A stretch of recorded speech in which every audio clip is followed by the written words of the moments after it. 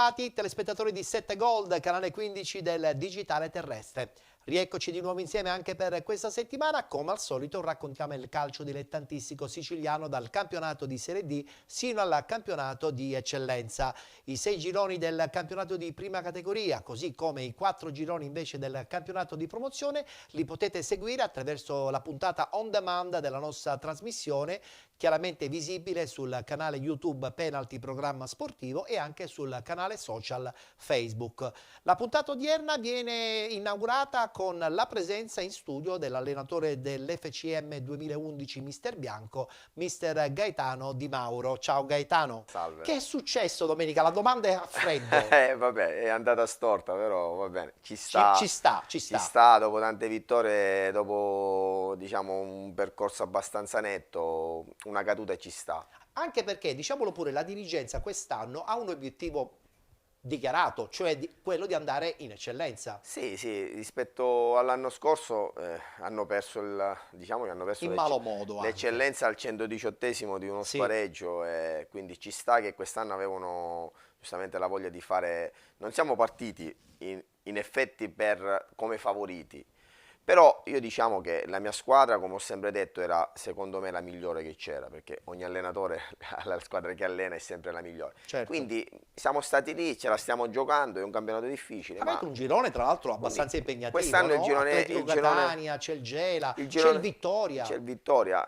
siamo tutti e quattro che ce la giochiamo, come all'inizio, c'è anche lo Scivri che c'è una buona squadra, sì, il Canicattini stesso dove abbiamo purtroppo perso domenica, è andata male. però ci sta e siamo lì, abbiamo un leggero vantaggio, mancano 7 partite, ancora è lunga. 4 punti sembrano tantissimi, però poi siamo in 4, siamo in 4, ci sono ancora tutto ancora aperto. È tutto ancora aperto, ma noi siamo lì, ce la giochiamo, abbiamo un'altra possibilità perché siamo anche in semifinale di Coppa, sì, è quindi vero. Di solito magari chi arriva fino in fondo in semifinale di Coppa ha un'altra chance per cercare di salire in eccellenza. La Coppa diventa importante quando si arriva in semifinale, no? Perché poi c'è tutto un incastro di squadre che magari possibilmente arrivano in finale dopo aver vinto magari il proprio girone. C'è la regola che chi vince il proprio girone, poi magari se arrivi tu in finale, come è successo l'anno scorso col la Comiso, col Comiso o la Leonfortese, quello che sia, poi magari tu sei di diritto in eccellenza, quindi ci giochiamo a fine, diciamo, tra virgolette, a fine anno calcistico questa opportunità.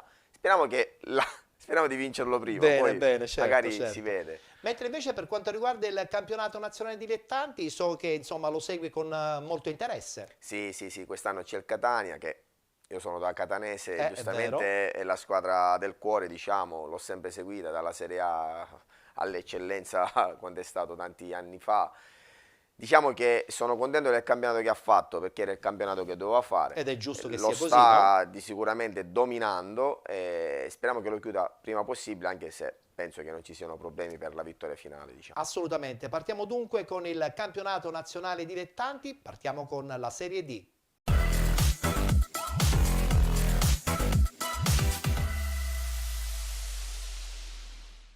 Si è giocata la sesta giornata di ritorno, eccolo qua il tabellino dei risultati. Catania batte Mariglianese 2-1, Santa Maria Cilento batte FC Lamezia Terme 3-2, Real Aversa 1925 batte Città di Acireale 1-0, vittoria fuori casa della Città di Sant'Agata 2-0 contro il San Luca. Vittoria 2-0 anche per il Locri 1909 contro la Vibonese Calcio. FC Trapani batte Canicattì 3-0, Licata Calcio batte Paternò 2-1. Ragusa Calcio batte Cittanova 1-0 ed infine Castrovillari che vince fuori casa a San Cataldo contro la San Cataldese per 2-1. Come abbiamo detto poc'anzi, il Catania non allunga, ma i punti di distacco dalla seconda rimangono tantissimi. Guardiamo la classifica. Al primo posto il Catania di Ferraro con 60 punti, 46 per il Locri 1909, 42 Città di Sant'Agata, 39 FC Lamezia Terme, con 38 Licata Calcio, 35 FC Trapani, 34 Vibonese Calcio, con 32 il Canicattì, 31 punti per San Cataldese e Santa Maria Cilento, 26 Castrovillari e Ragusa Calcio, con 24 San Luca e Real Aversa 1925, 23 Città di Acireale, 21 Cittanova, con 18 il Paternò, chiude la classifica la Mariglianese con 14 punti. In campo domenica prossima con la 7ª giornata di ritorno, eccolo qua il tabellino degli incontri: Canicattì Ragusa Calcio, Castrovillari Mariglianese, Città di Aciriale Santa Maria Cilento, Città di Sant'Agata Licata Calcio, Cittanova San Luca, FC Lamezia Terme FC Trapani, Locri 1909 Catania, Paterno Calcio Vibonese Calcio ed infine San Cataldese Real Aversa 1925. Partiamo purtroppo da un'altra ennesima sconfitta, quella del Città di Aciriale, che torna insomma con una situazione che diventa sempre problematica in classifica, tra l'altro quasi uno scontro diretto contro il Real Aversa. Come vedi la situazione per la squadra accese? La vedo un po' male, però diciamo che ha tutte le possibilità e tutti gli uomini per cercare di risollevarsi. Diciamo sì, ma che, servono i punti però. Sì, all'interno della squadra comunque il capitano, che manca dall'inizio, conta tanto. Spero che recuperino prima possibile Savonarola, perché è un uomo fondamentale per quella Per la categoria soprattutto fa la differenza. Per quella squadra sì, è allenata da un ottimo mister, ma io penso e sono sicuro che la Ciriale ne esca fuori prima possibile. Parli da tifoso, da ex giocatore della Ciriale, oppure parli proprio perché ti rendi conto che effettivamente quella è una squadra che ha delle potenzialità? Sì, sì, è una squadra che ha delle potenzialità, a parte che comunque la tifoseria e il blasone, oltre a essere un ex, comunque meritano come città, come tifoseria, come tutto. E io sono convinto e ripeto che hanno la squadra per uscirne prima possibile. Ne sta uscendo certamente bene in questo momento l'FC Trapani, che insomma vince per la seconda volta consecutiva. Il ritorno in panchina di Torrisi insomma ha dato i suoi frutti, tra l'altro una partita importante contro il Canicattì che non era facile da battere. Il Canicattì veniva da, se non vado errato, 4-5 vittorie di fila. Assolutamente da sì. quando è arrivato Pitatella, che per la categoria secondo me è uno dei migliori. È vero. Torrisi purtroppo non gli hanno dato il tempo, perché comunque anche se conosceva poco la categoria, l'aveva fatto l'anno scorso col Paterno, la stava facendo quest'anno, ma gli devi dare anche il tempo, perché comunque a Trapani so che è anche difficile, hanno avuto, Immagino. ci sono stati tanti problemi. D'altra parte la cosa più strana è che è stato esonerato da imbattuto. Dopo 5 domeniche. E quindi questa cosa un po' ci spiazza. La dice lunga sul discorso, diciamo, societario, e poi ci sono state tante cose che sono successe. La serenità diventa fondamentale per una stagione buona. Sì, io penso che alla fine le squadre che si andranno a lottare i playoff saranno quelle, il Trapani possibilmente ci sarà qualche sorpresa, il Sant'Agata sta facendo bene. Alla grande, è vero, è vero, è vero. Guardiamoci proprio gli highlights con le relative interviste post partita dopo la bella vittoria del Trapani, appunto di Torrisi, nei confronti del Canicattì di Pitatella.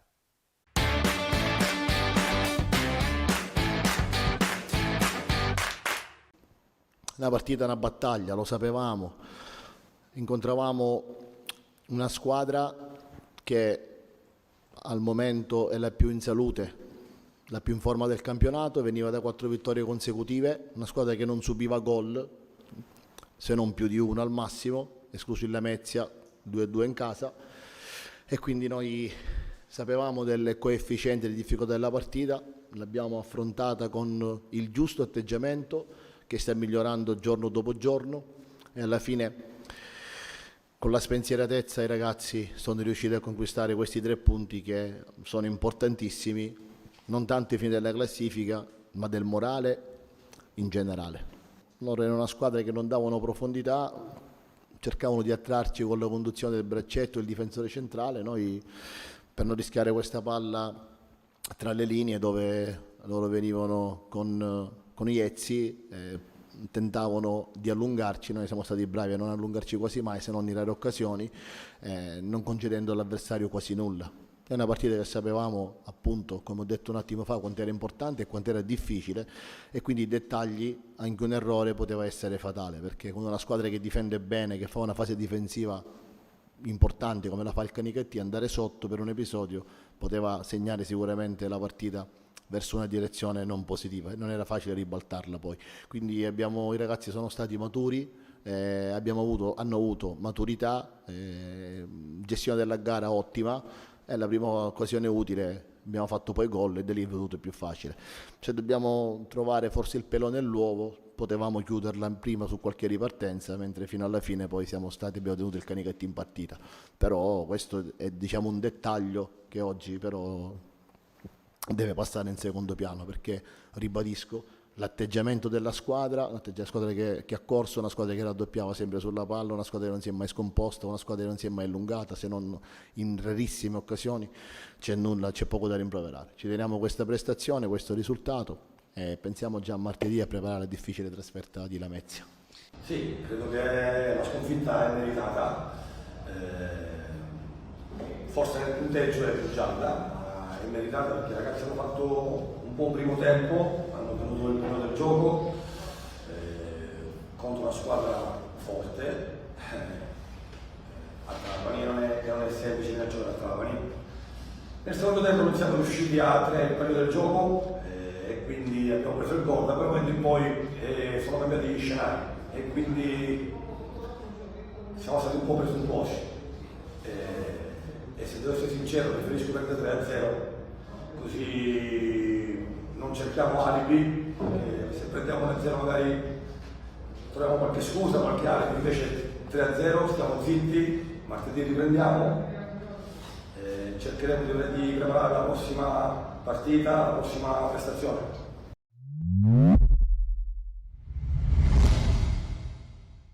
Hai parlato del Città di Sant'Agata, beh effettivamente, diciamolo pure, terzo posto in classifica, ancora meglio rispetto alla scorsa stagione.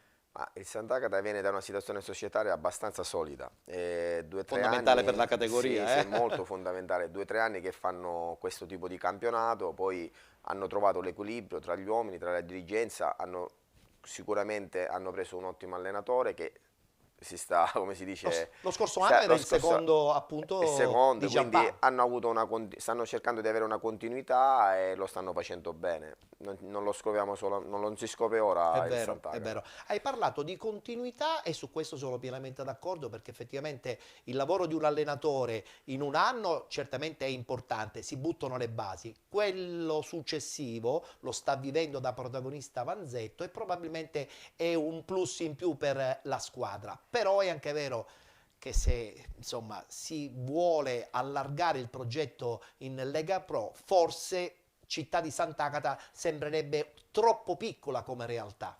Vabbè, oggi siamo abituati a realtà piccolissime che vanno a fare la Serie B pure.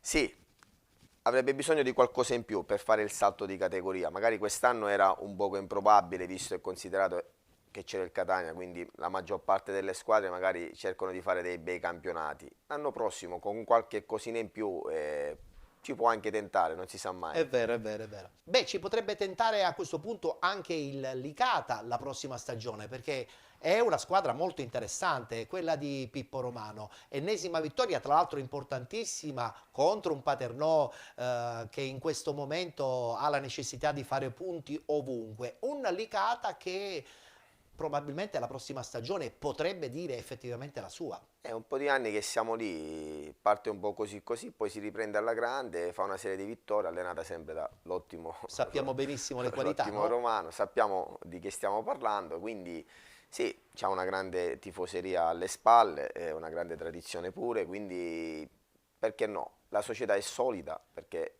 è una società abbastanza solida, poi trova sempre ogni anno questi 2 o 3 giocatori Sconosciuti. che pescano, Sì, che è fanno vero. la differenza e questa è un'ottima cosa. Assolutamente. Teniamo tra l'altro a precisare che questo Licata, diciamolo pure, butta le basi per una stagione importante, magari il prossimo anno, però poi ci vuole la continuità.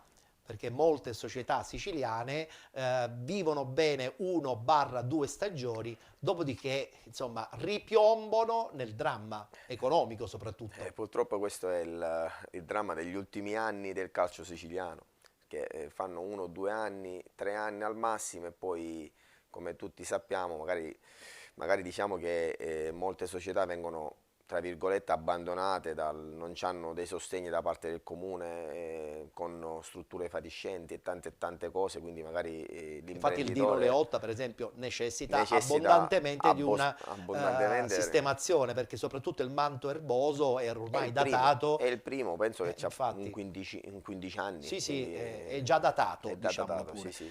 Senti, una battuta sul Paternò, perché insomma l'arrivo di Campanella all'inizio sembrava certamente giusto per ricaricare un po' l'ambiente. Questa sconfitta forse ha ridimensionato i sogni di un possibile nuovo miracolo di Campanella? Il mister Campanella non è una novità a fare questi miracoli. Naturalmente ci deve essere anche il materiale con cui lavorare.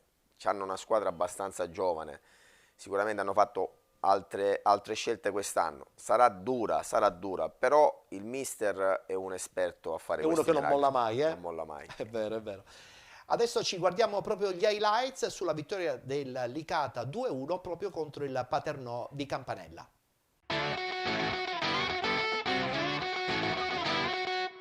Il Licata ormai ha fatto il massimo e addirittura, parole ormai anche dei dirigenti, ha alzato l'asticella e punta dritto verso il treno playoff. Un risultato sicuramente di prestigio per una piazza che in questo campionato, in tutta la sua storia, una volta lo ha vinto alla sua prima apparizione nel 81-82, poi non è mai riuscita a far meglio del sesto posto. Pino, palla sul destro, Mittica coi guantoni dice no, ed ecco che arriva il primo tiro del Licata. Aquino si inserisce nello spazio d'amore, Aquino allo spazio per il destro, Valenti in tuffo, devia, non è corner, Ankovic la rimanda da Asero al limite, Mudasiru interviene 2 volte.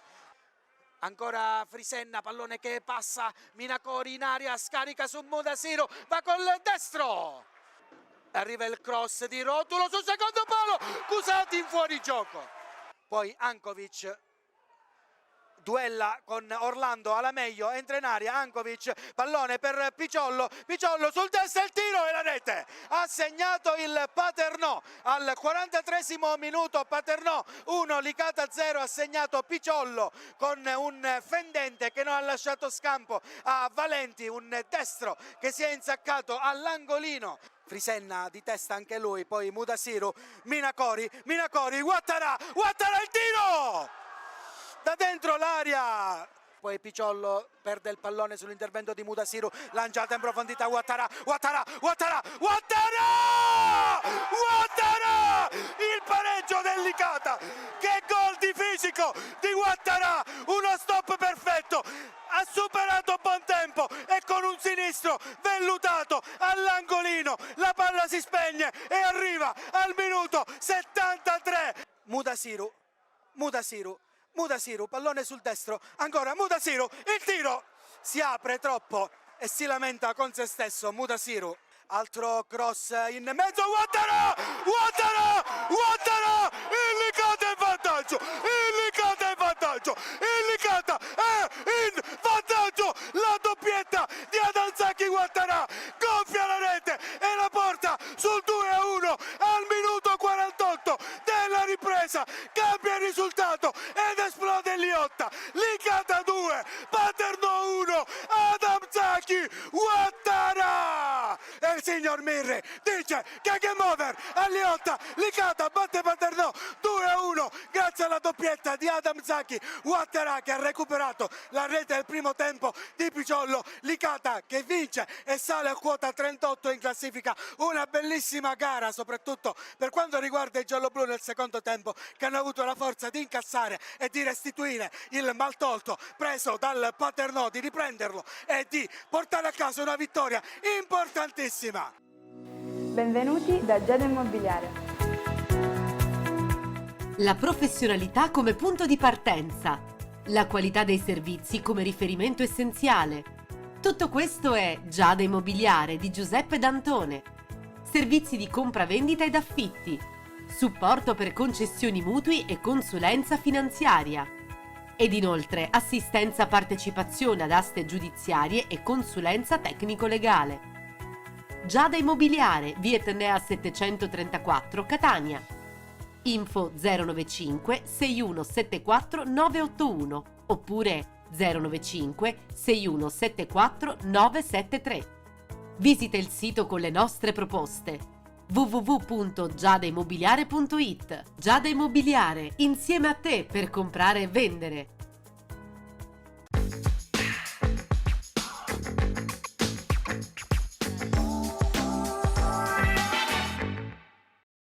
È andata male invece per la San Cataldese, che purtroppo perde in casa, non uno scontro diretto, però certamente quei 3 punti avrebbero forse ancora di più galvanizzato l'ambiente di San Cataldo, che sulla carta ha già la permanenza in tasca, credo, no? Sì, vabbè, la squadra di Infantino ha fatto una serie di risultati impressionanti dentro e fuori casa. È una squadra di categoria, come sempre. Ogni anno la San Cataldese comunque riesce sempre a portare in porto l'obiettivo, che è la salvezza. Capitano, le partite così capitano, è stato sfortunato alla fine, poteva vincerla prima e l'ha persa dopo. E Queste l'ambiente partite giusto, quello di San Cataldo per Piero Infantino, che in Serie D, soprattutto qui in Sicilia, trova sempre delle difficoltà. Il mister è una persona esperta, magari poi ogni allenatore, ogni situazione, ogni campo, ogni società trova la sua dimensione. Magari lì ha trovato la sua dimensione e sta facendo bene, quindi magari ci potrebbe essere una continuità, magari l'anno prossimo. Lavorando dall'inizio probabilmente i progetti sono un po' più chiari, no? È normale, Soprattutto è per un normale. allenatore, È tu ne sai normale, qualcosa, certo. assolutamente. Voglio parlare adesso appunto del Catania, lo abbiamo già anticipato abbondantemente, 14 punti sono tanti, ma tantissimi in Serie D.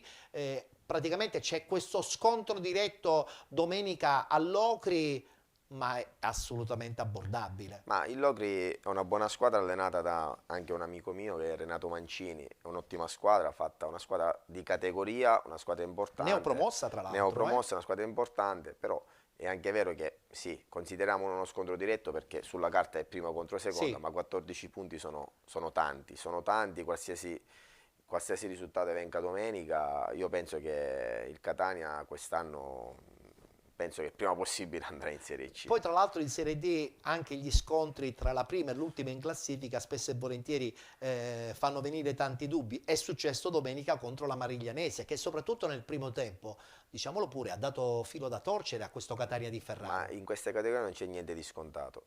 La Mariglianese a novembre, cioè a dicembre, si è rinforzata per cercare di fare il miracolo o almeno agguantare i play-out, e se la sta giocando con tutte. Ha battuto squadre quotate nelle ultime settimane.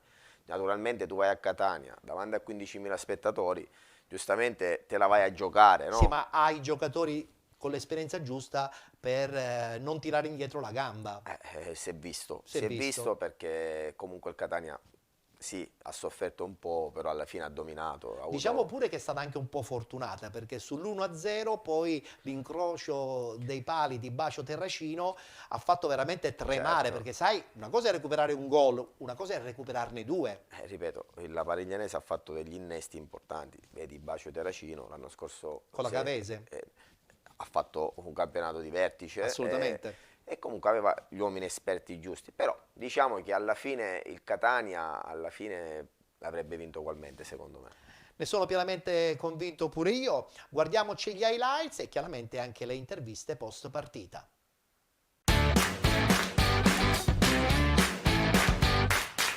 Dedichiamo questa vittoria al tifoso, che ha visto una coreografia del pubblico bellissima e stupenda prima della partita, e poi in settimana c'è stata la scomparsa di un ragazzo del mio paese, si chiama Stefano Celentano, un ragazzo di 17 anni che è morto per un incidente stradale, un ragazzo che ho cresciuto nella mia scuola calcio, è una cosa che mi ha addolorato molto. E alla fine niente, va bene così, sono contenti per gli ingressi in campo dei calciatori, per i subentri, sia Russotto, che ha fatto molto bene, sia Sarno, sia Palermo. E soprattutto oggi è stata una partita difficile dal punto di vista di noi come allenatori, perché tra primo e secondo tempo si è fatto male Vitale, che non ce la faceva, abbiamo giocato con 5 entrati in mezzo al campo, abbiamo cambiato il portiere che è il 2004, diciamo è stata una partita nella gestione molto difficile da fare, siamo stati bravi e lucidi, perché oggi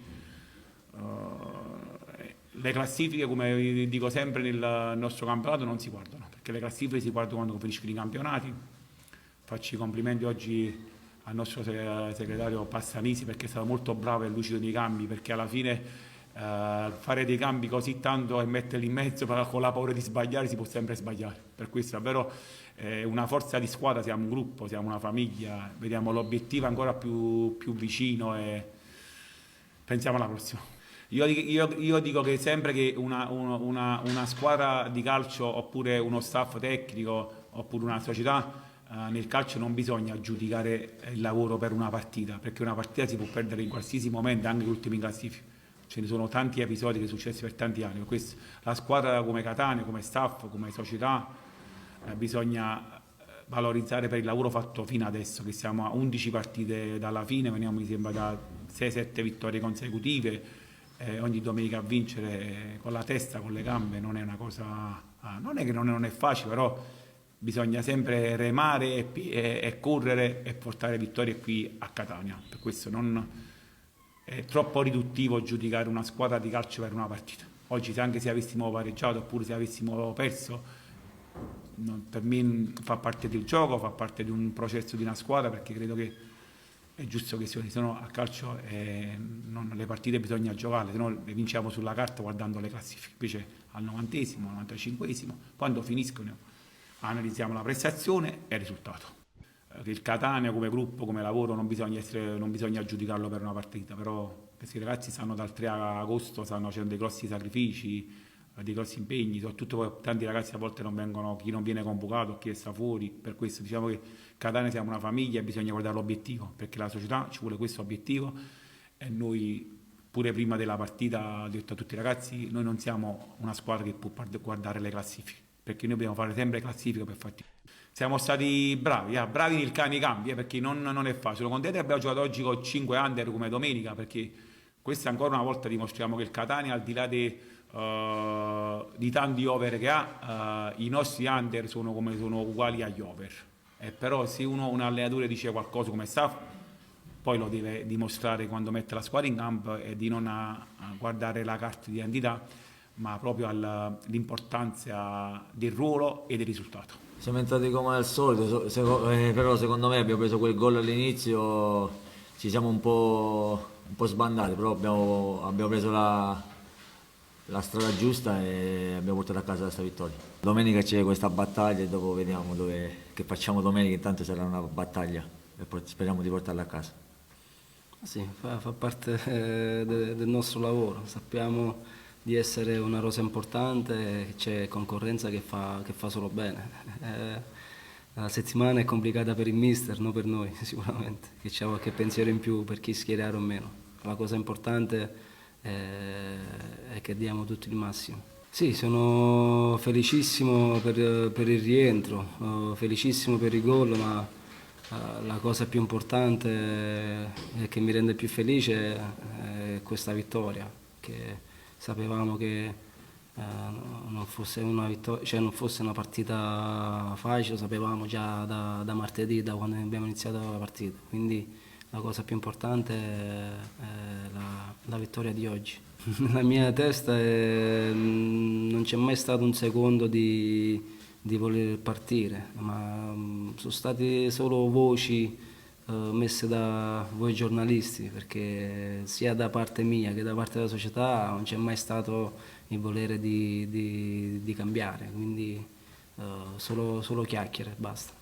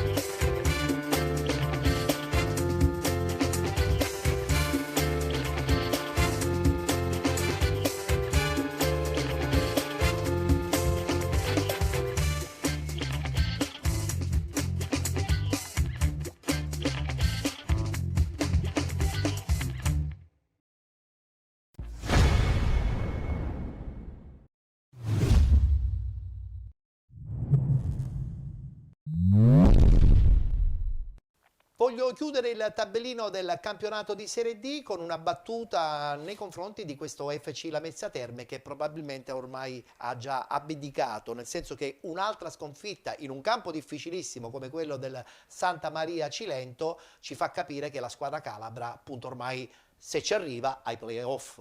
E vabbè, ma come ho detto prima, fare un campionato di vertice non è facile, sapendo che c'è davanti una corazzata come il Catania.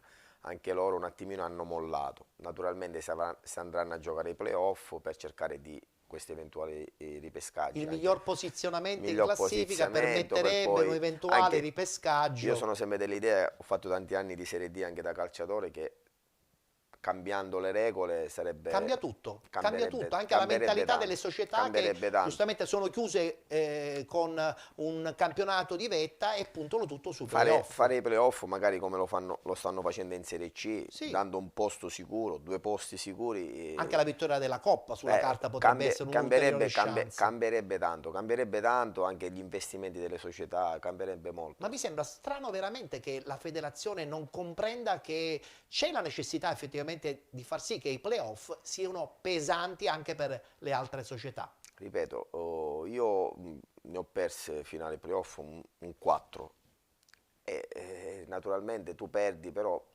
te la sei giocata, poi magari la squadra che ti ha battuto in finale non è andata in Serie C, quindi tu dici vabbè, non si andava, quindi certo, va bene, magari.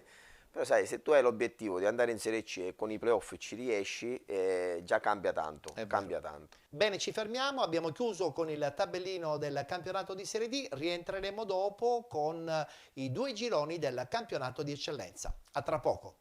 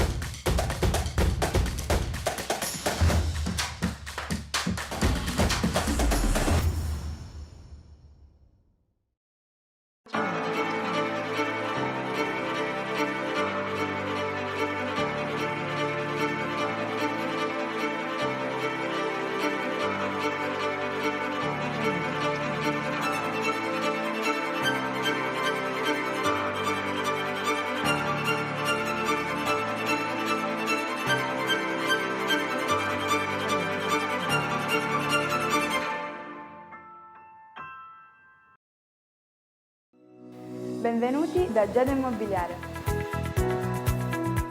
La professionalità come punto di partenza, la qualità dei servizi come riferimento essenziale. Tutto questo è Giada Immobiliare di Giuseppe D'Antone. Servizi di compra-vendita ed affitti, supporto per concessioni mutui e consulenza finanziaria. Ed inoltre assistenza partecipazione ad aste giudiziarie e consulenza tecnico-legale. Giada Immobiliare, via Etnea 734, Catania. Info 095 6174 981 oppure 095 6174 973. Visita il sito con le nostre proposte www.giadaimmobiliare.it. Giada Immobiliare, insieme a te per comprare e vendere.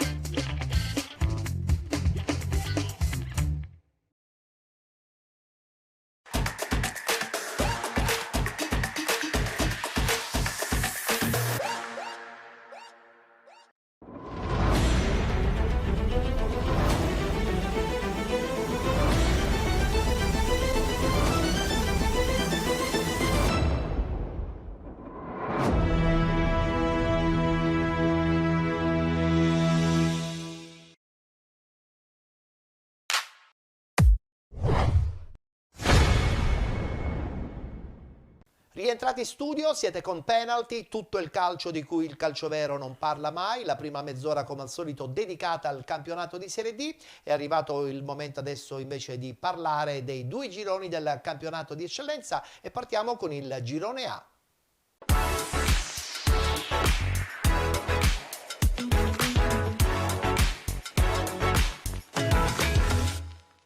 Anche qui siamo giunti alla 6ª giornata di ritorno, guardiamo subito il tabellino dei risultati.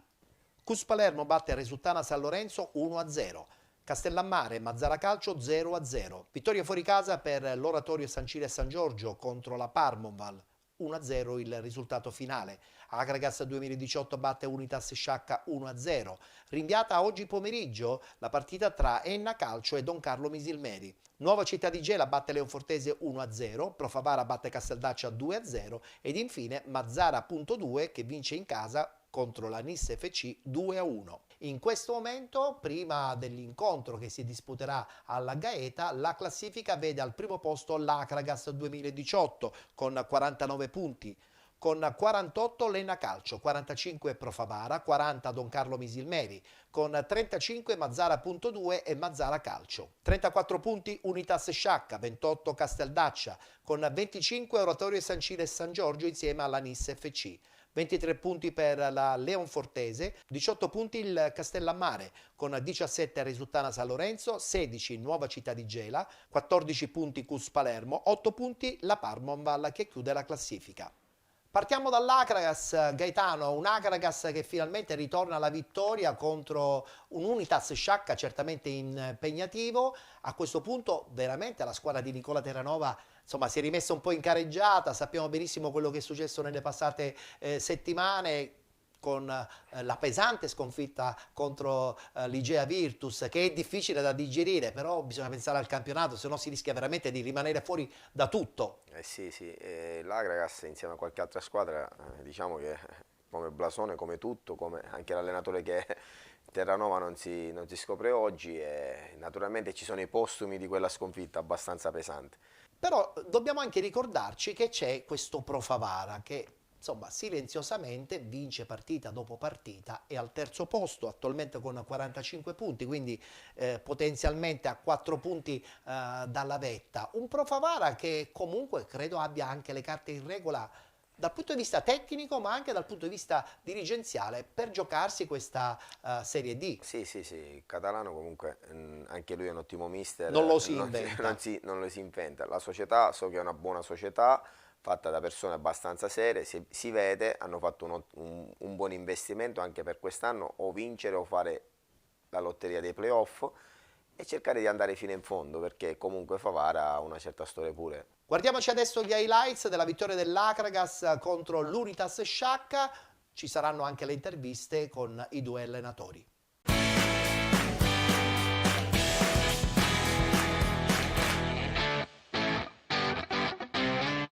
Ha grande valore perché la partita non era semplice, perché era un derby, perché si affrontavano 2 squadre con un morale diverso. Affrontavamo un derby contro lo Sciacca che la scorsa settimana ha concesso un tiro all'Enna. È una squadra che ha concesso un angolo all'Enna al 92esimo. Noi oggi siamo stati bravi perché ci abbiamo creduto fino alla fine. Abbiamo tirato un paio di volte in porta, se non sbaglio 5-6. Non mi piace parlare dei numeri, però secondo me poi prende l'idea dell'andamento della partita. Abbiamo tirato 13 calci d'angolo contro 1. Abbiamo subito il primo tiro in porta al 90esimo rischiando anche di prendere gol.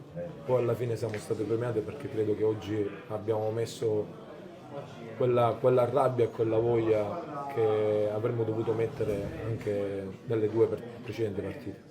Ho visto la partita, penso che l'Akragas non ha bisogno di nessun regalo per l'organico che ha. Certamente noi siamo una squadra anche giovane, perché poi alla fine magari c'è stato qualche errore di inesperienza.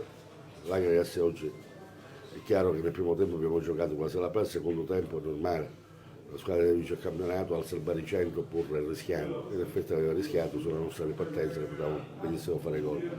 Ci deve dare una grande carica e ci deve soprattutto far riflettere. non fare tesoro degli errori, perché chiaramente degli errori ci sono stati e il primo sono io ad aver sbagliato. Però è chiaro che il campionato è un campionato difficile, l'ho sempre detto all'inizio, sono stato sempre coerente con quello che ho detto, è un campionato che si deciderà alla fine e dobbiamo essere bravi a preparare sempre al meglio le partite. Io penso che ci abbiamo provato fino all'ultimo secondo di poter. Certamente è giusto che con i cambi l'Agrigas si è messo 4 attaccanti davanti, è normale che abbiamo, diciamo, colpo su colpo annullato le loro velleità. L'ultima palla è quella da difendere in maniera impressionante e dalle volte le ultime palle diventano proprio importanti per la squadra. Penso che l'Agrigas oggi, per quello che ha creato, perché poi è giusto dare dei meriti anche all'Agrigas, ha avuto qualche occasione limpida che poteva già sfruttare prima, non bisogna parlare solo degli episodi, bisogna parlare anche di una squadra che oggi ha creato qualcosa di importante, solo che non aveva concretizzato. Noi non abbiamo creato tanto, però ci siamo messi là sul pezzo, venire a prendere un punto da Agrigento non penso che sia un'impresa facile per tutte le squadre. È chiaro che bisogna lavorare ancora di più, perché se arriviamo spesso vicino alla ritta del rigore e quindi stiamo spesso dentro l'area del rigore con tanti palloni vacanti e non riusciamo a mettere la palla dentro, vuol dire che bisogna lavorare ancora di più. A fine partita, credo negli ultimi 20 minuti, ci siamo messi con solo 2 difensori centrali, poi con un solo difensore centrale che era Cipolla, ho messo i due difensori centrali là davanti per fare la torre, quindi poi alla fine siamo stati premiati, però ti ripeto, il momento è un momento particolare, abbiamo raggiunto una vittoria che dà merito a questi ragazzi, è giusto criticare la squadra, però adesso bisogna andare avanti e guardare alla prossima gara. Noi domenica abbiamo fermato l'Enna in maniera importante, potevamo anche vincerla, come potevamo vincerla anche oggi, perché all'ultimo minuti c'è stata una ripartenza dove il nostro ragazzo magari un po' ci trovavano le gambe, però se continuava la corsa a fare un passo avanti penso che oggi si parlava di vittoria dello Sciacca, non di vittoria dell'Agrigas. Benvenuti da Giada Immobiliare. La professionalità come punto di partenza, la qualità dei servizi come riferimento essenziale. Tutto questo è Giada Immobiliare di Giuseppe D'Antone. Servizi di compravendita ed affitti, supporto per concessioni mutui e consulenza finanziaria. Ed inoltre assistenza partecipazione ad aste giudiziarie e consulenza tecnico-legale. Giada Immobiliare, via Etnea 734, Catania.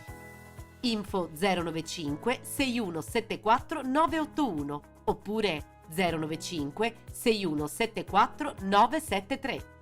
Visita il sito con le nostre proposte www.giadaimmobiliare.it. Giada Immobiliare, insieme a te per comprare e vendere.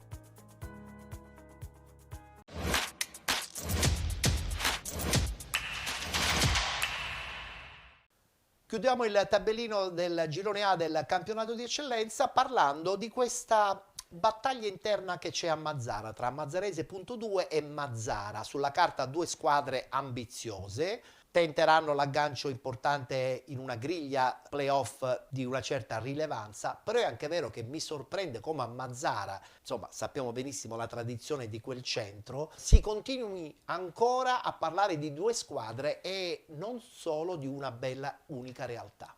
Sarebbe meglio fare un'unica realtà. Tra le 2 squadre la Mazzarese 2 la vedo un attimino più avanti come uomini, come squadra.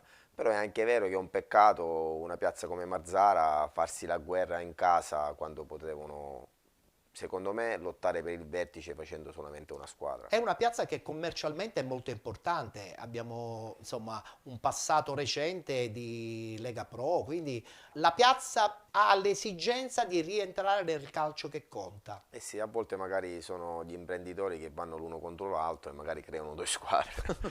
Purtroppo non succede soltanto nel girone A. Sì, succede anche in altri gironi e quindi magari si crea un po' di confusione. Speriamo, ripeto, che il Mazzara come blasone, come squadra torni il più presto possibile, almeno in Serie D. Nel frattempo stiamo vedendo alcune immagini della vittoria della Mazzarese.2 proprio nei confronti della Nissa FC. Per parlare di blasone, insomma sappiamo benissimo anche quanto è grande il blasone della Nissa. Sì, finalmente la Nissa gli hanno ridato casa loro, cioè bellissima struttura, finalmente. Lo stadio un attimino rimodernato, come dicevamo prima, ci sono tanti stadi qua in Sicilia da cercare di rimodernare, diciamo, e la Nissa l'hanno fatto e l'hanno fatto anche bene. Sperando che la prossima stagione, insomma, arrivi anche una squadra forte. Si punti a vincere. Quest'anno è andata male all'inizio, c'era un grande amico mio che era il direttore sportivo dell'inizio, Massimo Ferraro, poi è andata male, diciamo che ogni tanto capita magari organizzare in modo una squadra e poi cercare di fare bene, magari non è stata così. Speriamo, ripeto, che l'anno prossimo la Nissa sia la volta buona. Bene, adesso voltiamo pagina perché parliamo del girone B.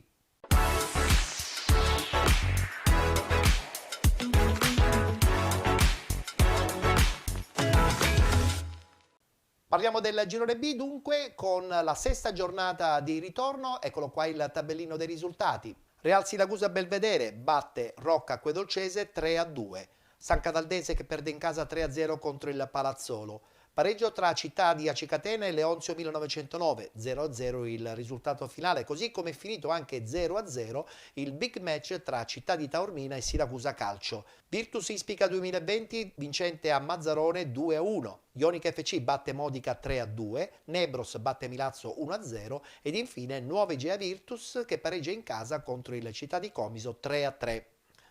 Beh, è successo un po' di tutto in questo turno nel girone B del campionato di eccellenza. Partiamo subito dal pareggio 0-0 tra Città di Taormina e Siracusa Calcio. Una bella partita perché insomma erano di fronte a due belle realtà. Sì, è stata una partita molto equilibrata, poteva vincere chiunque.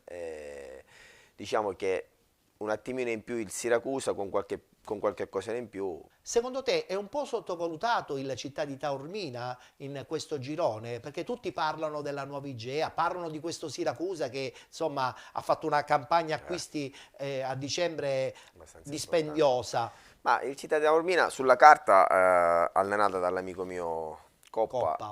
Diciamo che sulla carta all'inizio aveva messo i presupposti per cercare di vincere il campionato. Sicuramente in base agli acquisti non la davano per vincente, però alla fine è dall'inizio che è lì, si sta giocando il campionato. 3 punti dal primo posto. Si sta giocando il campionato come tutte le altre, certo. Diciamo. Vedremo come andrà a finire. Per intanto comunque la Nuova Igea Virtus non ha approfittato di questo pareggio tra Città di Taormina e Siracusa perché ha pareggiato contro il Città di Comiso. Guardiamo il servizio.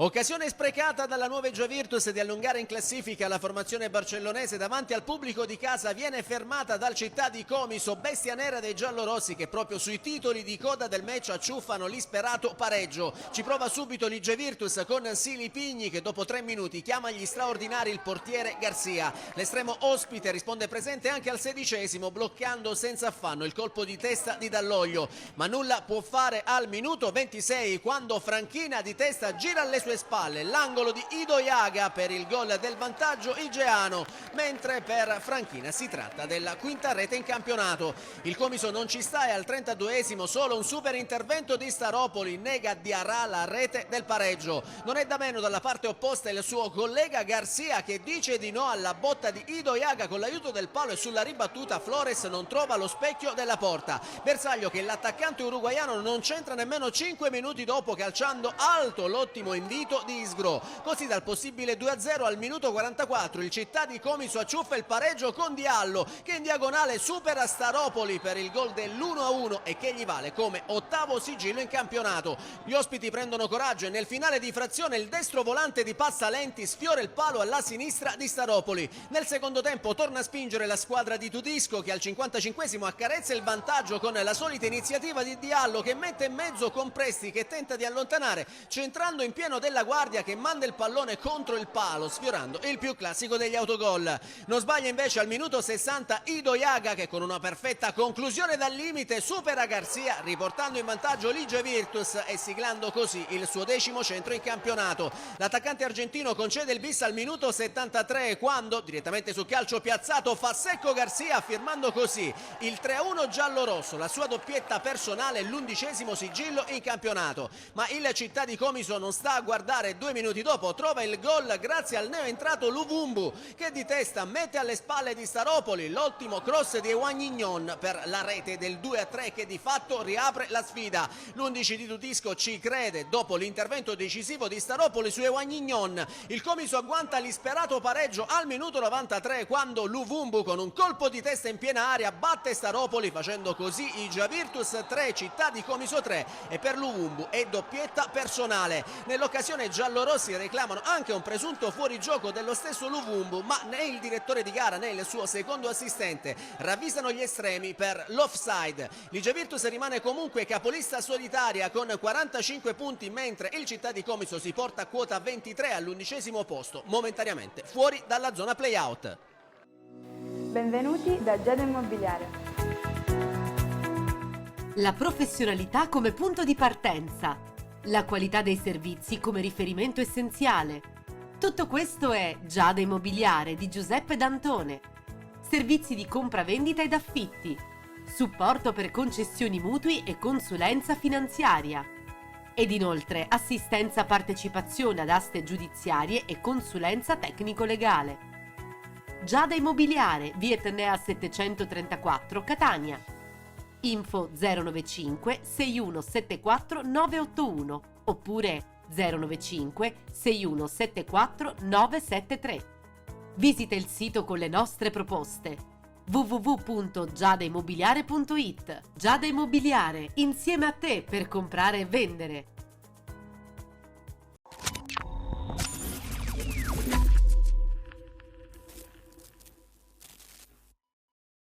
Occasione mancata dunque per la squadra della nuova Igea Virtus, occasione importante purtroppo anche giocata male dal Modica che cade in casa, eccole qui le immagini, cade in casa addirittura contro la Ionica FC, un 3-2 che ridimensiona un po' la squadra anche di mister Rigoli. Sinceramente con l'avvento di mister Rigoli, che io ho avuto tanti anni, conosco come lavora, conosco la serietà della persona. Non dico che mister Betta prima aveva fatto male, però magari gli obiettivi erano diversi, volevano cercare di cambiare. Attenzione, con una campagna acquisti non di poco conto, hanno fatto una campagna acquisti abbastanza importante, quindi diciamo che quella che sta deludendo lì sopra è un po' il Modica. Penso che a questo punto del campionato lottare ancora per il vertice non lo so, però ci sono sempre i playoff che possono dire la loro. Certo, vedremo come andrà a finire. Per adesso però da Gaetano voglio sentire un pronostico secco. Chi lo vince questo girone B? Tu che conosci sicuramente buona parte dei giocatori e degli allenatori di questo girone B del campionato di eccellenza. Il Siracusa. Quindi lo spero anche da ex, lo spero da ex, ho tanti amici lì. Sul recupero della squadra di Sì, spero di sì, Gaspare perché Cacciola. comunque Siracusa merita ben altre categorie. Assolutamente. Parliamo adesso invece di questo FCM 2011 Mister Bianco, nato dalle ceneri di un'ex società che la scorsa stagione si chiamava semplicemente FC Motta, che ha perso i playoff di accesso al campionato di eccellenza. Quest'anno è ritornata comunque con una certa intensità.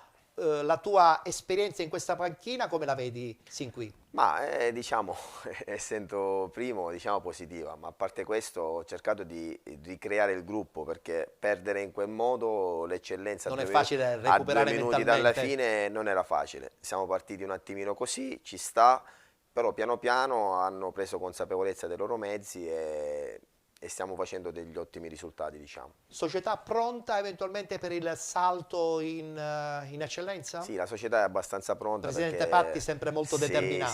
Sì, la società è pronta, ci tentano da un paio di anni, speriamo che sia l'anno giusto. Avete il problema del campo però mi hai detto, no? Sì, perché purtroppo lo dovete dividere abbiamo con altre realtà di Mister Bianco. Ma in queste categorie purtroppo è così, e abbiamo diciamo qualche problema nel campo sportivo, però a livello logistico diciamo che purtroppo è la realtà siciliana che è così.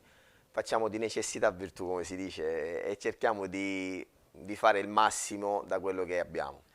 Possono già partire le poche immagini che abbiamo da Canicattì su questa sconfitta che, ahimè, forse arriva in un momento sbagliato, perché venivate da situazioni positive le settimane precedenti. Sì, avevamo fatto una serie di vittorie che avevamo avevamo preso tanti punti alle nostre concorrenti, però alla fine diciamo che tutto si compensa. Io dico sempre ai miei ragazzi che tutto si compensa. C'è stato una partita un po' rocambolesca, dove magari l'arbitro, non ne voglio parlare perché non parlo, perché ogni anno gli arbitri ti danno e ti tolgono. È vero. Quindi ci può stare una sconfitta, l'importante, come si dice sempre, è rialzarsi. Io dico sempre ai miei ragazzi che gli scontri diretti danno e non danno, ma le partite, quelle che tu dai per scontato, sono quelle che ti fanno la differenza.